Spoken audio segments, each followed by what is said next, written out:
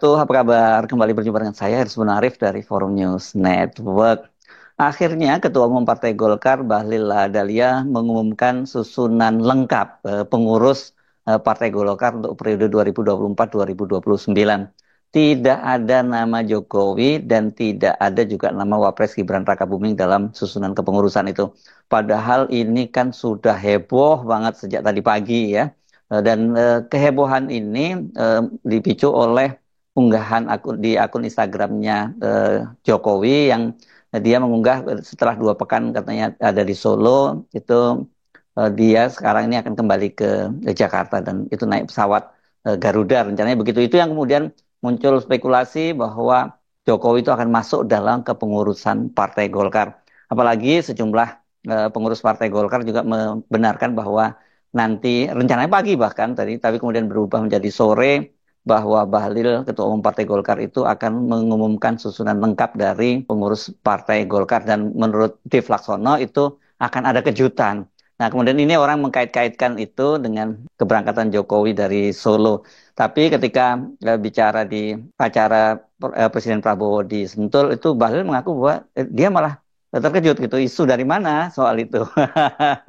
Dan benar saja kemudian ternyata nama Jokowi dan nama Gibran itu setelah Bahlil mengumumkan kepengurusan yang lengkap itu tidak ada nama Jokowi. Teman-teman media, saya tahunya ini dari teman-teman media dan isu apa yang teman-teman dengar untuk bahwa mantan Presiden Indonesia nomor 7 dan Pak Wapres Mas Gibran untuk masuk Golkar ini kan terjadi sebelum Munas kemarin dan terus menerus. Kami di Partai Golkar sangat menghargai semua tokoh-tokoh bangsa. Seluruh putra-putri terbaik yang ada di bangsa ini kami sangat menghargai dan menginginkan semuanya untuk mengabdikan diri kepada rakyat bangsa negara termasuk Partai Golkar. Namun sampai dengan hari ini kami menyampaikan bahwa nama Bapak Presiden nomor 7, Presiden yang ke-7 yaitu Bapak Presiden Jokowi tidak dalam kepengurusan baik Dewan Kehormatan, Dewan Pembina maupun dalam struktur, termasuk Mas Wapres. Demikian. Tapi kalau teman-teman terus, ya Allah alam soal. Oke, saudara.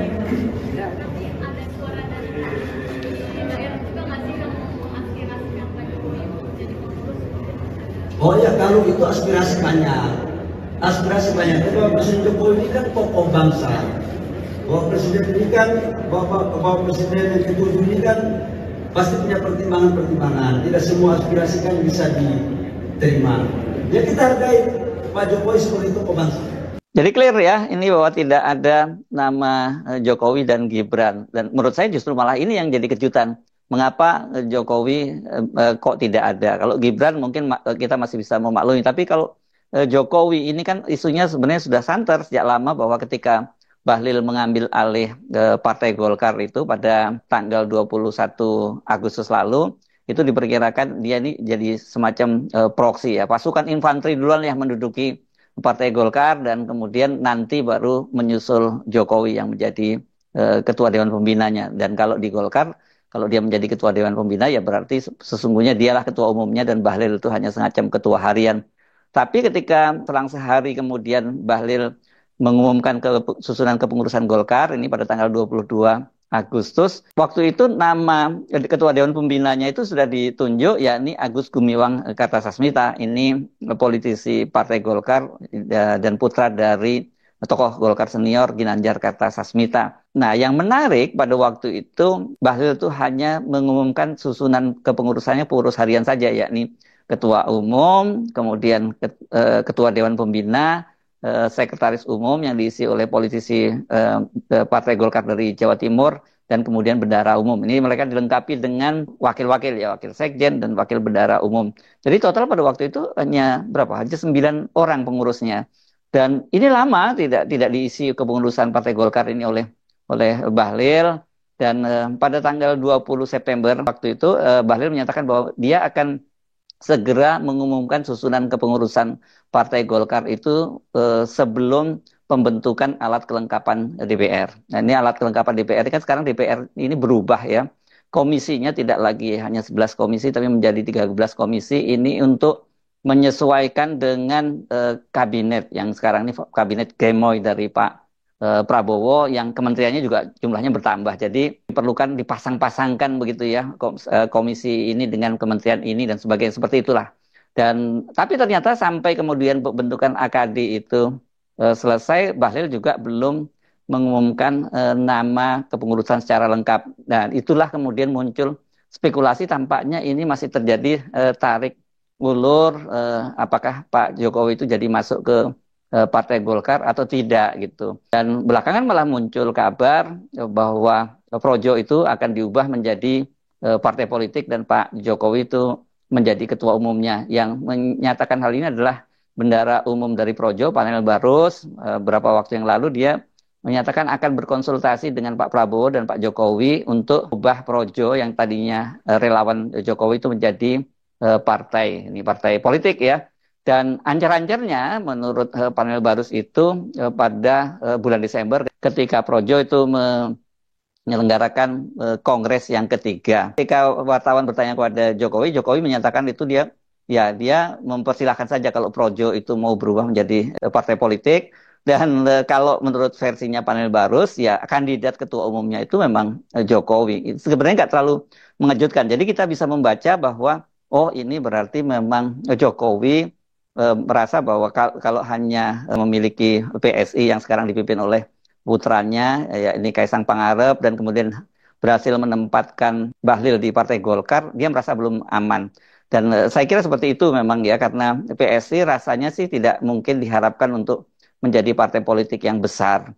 Kita tahu ketika Jokowi masih jadi presiden saja dan kemudian anaknya menjadi ketua umum, PSI juga tidak lolos ke parliamentary threshold. Dan alasan yang kedua mengapa Jokowi merasa dia tidak cukup kalau hanya menguasai PSI itu karena konstituen ini kan beda ya, konstituen PSI itu dengan konstituennya Jokowi yang umumnya ada di kalangan pendidikan rendah, kemudian secara ekonomi juga lemah dan kemudian berada di pedesaan. Sementara kalau PSI ini kan rata-rata ini pengurusnya juga high profile dan juga konstituennya adalah masyarakat perkotaan khususnya kalangan etnis Cina. Jadi sebagai alat politik yang utama ini nggak cukup memadai gitu. Nah sementara Golkar kita tahu orientasi partai Golkar itu selalu berorientasi pada kekuasaan. Jadi Golkar itu akan afiliasinya itu akan kepada siapapun yang menjadi Presiden Republik Indonesia. Ketika Jokowi menjadi presiden, ya Golkar akan selalu mendukung Jokowi. Nah, ketika sekarang Pak Prabowo menjadi presiden, maka ya dia pasti orientasinya itu kepada Pak Prabowo. Benar sekarang Pak Prabowo itu masih di bawah kendalinya Pak Jokowi. Tapi kan kita tidak tahu bagaimana proses politik berikutnya. Bisa saja terjadi perubahan-perubahan konstelasi politik. Dan dengan begitu nantinya kalau terjadi semacam itu, Bahlil juga bisa ditendang dari Partai Golkar. Secara habitat kan Pak Jokowi ini juga bukan habitatnya Partai Golkar. Jadi mungkin dia merasa tidak nyaman. Jadi saya cenderung merasa percaya bahwa Pak Jokowi akan lebih memilih menghidupkan Projo untuk menjadi partai politiknya. Apalagi Projo ini kan sebagai relawan terbesar Jokowi ini kan sekarang ini cabangnya sudah atau kepengurusannya sudah sampai di seluruh Indonesia. Jadi tinggal dikapitalisasi. Nanti kalau menjadi partai politik kan mereka kepengurusannya sudah ada seluruh Indonesia. Kemudian ada figur Jokowi yang punya ketokohan cukup kuat. Dan jangan lupa sebagai mantan presiden selama 2 periode ya Pak Jokowi ini pasti punya kekuatan finansial yang sangat besar. Jadi kemungkinan besar Projo untuk ubah menjadi partai politik dan dikapitalisasi oleh Pak Jokowi itu jauh lebih peluangnya lebih bagus ketimbang dia mengambil alih Golkar. Makanya ketika kemudian Pak Jokowi tadi pagi itu menyatakan dia akan bersiap-siap berangkat ke Jakarta setelah 2 pekan berada di Solo, banyak yang menduga bahwa ini akan ada kaitannya Pak Jokowi itu masuk di kepengurusan Golkar karena disebutkan bahwa Bahlil itu akan mengumumkan pengurus partai Golkar. Pagi hari ini saya menuju ke Jakarta dengan Bu Jokowi. Naik Garuda.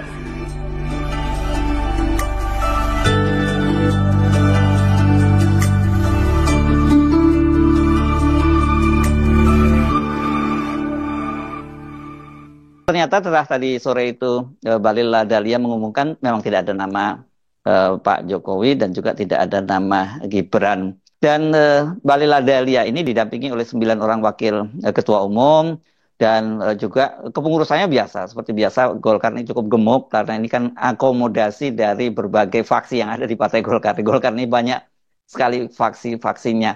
Nah, pertanyaannya mengapa kemudian Pak Jokowi dan Gibran itu kok tidak ada dalam kepengurusan? Padahal kalau Gibran ini sebenarnya sudah sejak awal muncul ini rumor dia akan dijaket kuningkan. Anda tentu masih ingat pada waktu menjelang pencalonan Gibran sebagai calon wakil presiden bersama dengan Prabowo, kan muncul kabar bahwa dengan Golkar melepas opsi untuk menjadi calon wakil presidennya Prabowo dan menyerahkan pada Gibran tiket kursi calon wakil presiden itu, maka kemudian Gibran akan menjadi kader Golkar.